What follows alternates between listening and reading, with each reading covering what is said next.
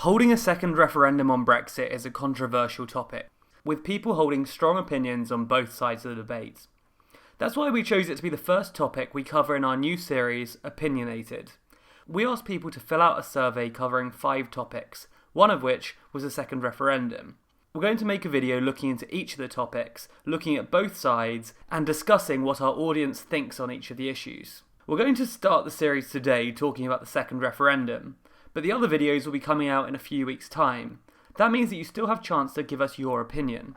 Head over to tldrnews.co.uk/opinionated to fill out the survey and let us know what you think. There's a link in the description. So nearly 5,000 people from across the UK and the world told us what they thought about a second referendum. But before we get into what our audience thinks, let's discuss both sides of this debate, starting with the arguments in favour of a second referendum. One of the reasons people support a second referendum is that they say that they don't believe the first vote was fair. It's easy to point to blatant lies from the Leave campaign, such as the infamous promise written on the side of a bus, saying that the UK would be able to redirect £350 million a week from the EU to the NHS. That's objectively untrue. So much so that the UK Statistics Authority described the claim as a clear misuse of official statistics. And those who support the second referendum see the bus as just the tip of the iceberg. Add to this all the other blatant lies, scandals and campaign finance violations which have plagued the Vote Leave campaign. Put all these things together and it's easy to see why some think that the first campaign wasn't legitimate. Another reason to hold a second referendum is that Brexit isn't a binary thing. Sure, the referendum options might have been Remain or Leave, but the reality isn't quite that polarised. Even just within Brexit, you have a huge variety of opinions, from the UK leaving the EU but remaining in the single market, to the UK leaving with no deal at all. To pretend like everyone who voted Leave wanted the same thing is disingenuous. You may hear from the hard Brexit supporters the most, but that's likely because you always hear about the people on the extremes. It doesn't mean that all Leave voters want the same, most extreme version of Brexit. Not even every Leave campaigner promised the same thing. Prominent Conservative MEP Daniel Hannan was vocal in supporting the Leave campaign, but he wasn't advocating for hard Brexit, even going as far as saying, "Absolutely nobody is talking about threatening our place in the single market."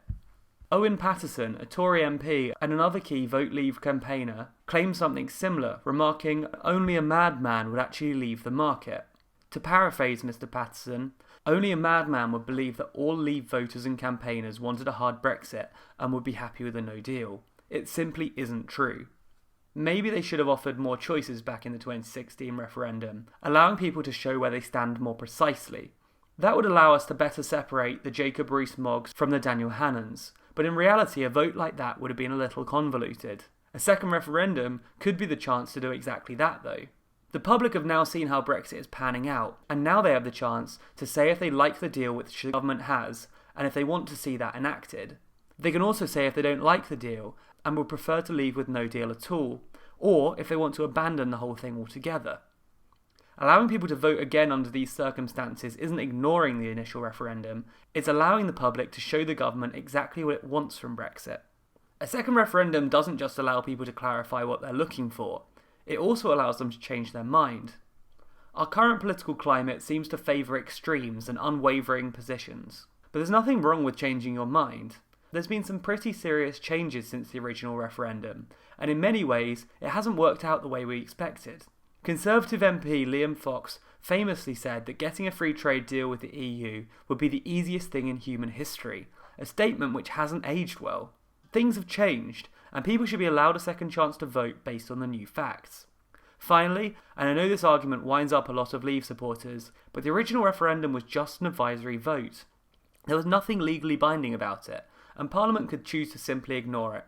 That might annoy some people and lead to them feeling betrayed, but if the government did it, legally they'd be doing nothing wrong at all.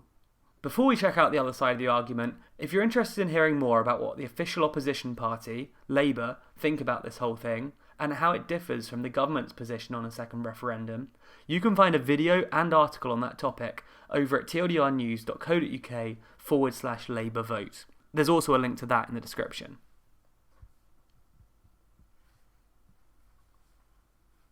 Holding a second referendum could be hugely damaging for the UK's democracy.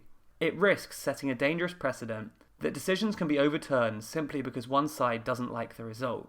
it would begin to erode the most basic notion of democracy, that the majority rules, spreading doubt that a majority is enough to make decisions.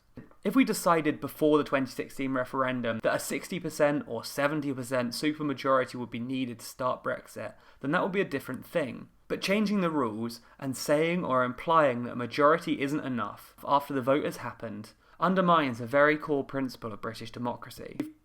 Voting again would leave Brexit supporters feeling cheated, many of which already felt ignored and undervalued by the so-called political elites. Whether intentional or not, requiring everyone to vote again could easily be seen as the political class choosing to ignore the millions of people who voted to leave first time round, and could result in political and civil unrest. A second referendum would cause yet more division between the two sides. In recent years, there's been increasing political polarisation around the world, and the UK is absolutely experiencing the force of these divides. If we're made to go back to the polling booth, many believe that the divide would get even worse, and the chances of healing it anytime soon would diminish. In fact, holding a second referendum could continue tensions longer than you might think, as why would a second referendum be enough to solve the issue? If Remain wins a second referendum, what's to stop Leavers pulling the same trick and demanding a third referendum? Opening the door to follow-up referendums isn't just allowing one future vote, it's potentially allowing for chaos. Even if we were to say that this truly was the last vote on Brexit, making it legally binding, it's still setting a precedent for the future. Looking at the polls, it's hard to see that a second referendum would even produce a much more conclusive result. It might be worth risking upset if a huge majority of people believe that the UK have made a mistake first time round, but that's not the case. People are still pretty split. And even though Remain likely has an edge now, the result would still be just about as close as it was first time round. Beyond that, we simply don't have time for a second referendum. Legally, referendums are required to include a 10-week campaigning period. Add to that all of the time it would take to deal with the legislation, test the question, and prepare for the vote. The Electoral Commission recommends leaving 6 months to prepare for a vote. 6 months! The UK has 11 weeks, barely enough time for the campaign period. This means that the EU would have to agree to extend the Article 50 deadline to give the UK enough chance to hold another referendum. And extending the deadline opens a whole nother can of worms. Also, let's take a look at the second referendum question we proposed earlier. Take the government's plan, accept a no-deal Brexit, or cancel Brexit altogether. It's certainly looking like the government is struggling to get any plans passed at all, let alone getting them sorted with enough time for the public to have a vote on it. How can the people possibly vote to support the government's plan when the government can't even vote to support it themselves? And maybe there never should have been a referendum in the first place. The UK doesn't have much history with referendums and direct democracy, generally preferring to leave it to the representatives. Without being insulting to either side of the Brexit divide, international politics and economics are difficult subjects, and it's not the public's job to understand the intricacies of geopolitical relationships. Letting people vote again could be making the same mistake twice, especially if you believe there never should have been a referendum in the first place. So what did our survey results show? Before I dive in, I want to acknowledge that although thousands of people responded to our survey, the majority of those people are fans of this channel. As such, you need to take the data with a pinch of salt, as the people who responded are likely more politically engaged than the general public. And looking at the results, they're generally more liberal than the general public. When we get to the full Opinionated series, we're going to extract more data and look more closely at making sure the results are balanced. Because discussion of a second referendum is so timely, we don't really have a chance to do that this time. That being said, let's jump in. We presented the following statement to our audience. I believe that people should be allowed to vote again before a final decision is made on Brexit. 46% of people said that they strongly agreed, 26% said they agreed, 7% were neutral, 10% disagreed, and 9% said that they strongly disagreed with the statement. We asked those who supported a second referendum how they voted the first time round. Of those eligible to vote in the 2016 referendum, 83.6% of our respondents voted Remain, 5.7% voted to leave, and 10.7% didn't vote at all, showing that those who support a second referendum are far more likely to be Remain supporters, while those who oppose a second referendum are far more likely to be pro-Brexit, with 57.6% voting Leave the first time round and only 30% voting for Remain. We also asked both sides if they thought that the UK had made a mistake in choosing to support Brexit the first time round. Unsurprisingly, 93% of those who supported the second referendum thought that the UK had made a mistake, while only 31% of those opposing a second referendum thought that the UK had made a mistake. We showed each respondent 6 statements and asked them if they agreed or disagreed with each. The statements were common arguments for and against the second referendum. A lot has changed since the first referendum. New information has emerged since the referendum. Voting again would damage the UK's democracy. Voting again would damage the UK's credibility. Holding a second referendum would cause civil unrest. People were lied to and misled during the referendum campaign.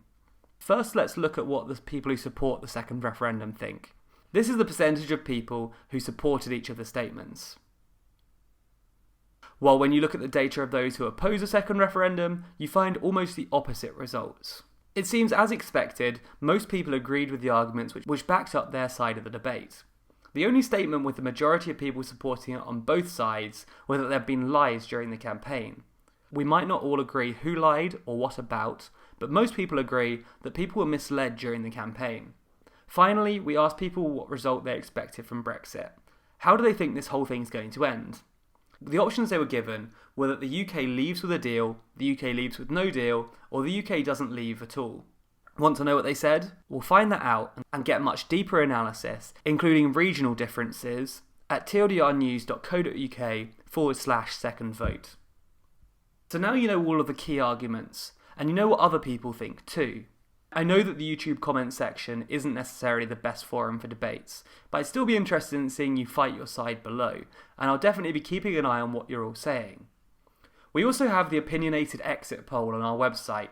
Tell us if you changed your mind on any specific issues, or if you still stand by your original views. You can find that and let us know at tldrnews.co.uk/exit poll. Also on our website, you can find the surveys for the upcoming episodes on euthanasia, foreign aid spending, cannabis, and face coverings. You can get involved and see your views reflected in those videos by completing the survey at tldrnews.co.uk/opinionated.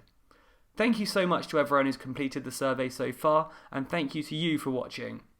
To make sure you catch the rest of the Opinionated series, subscribe to this channel and follow us across Twitter, Instagram, and Facebook.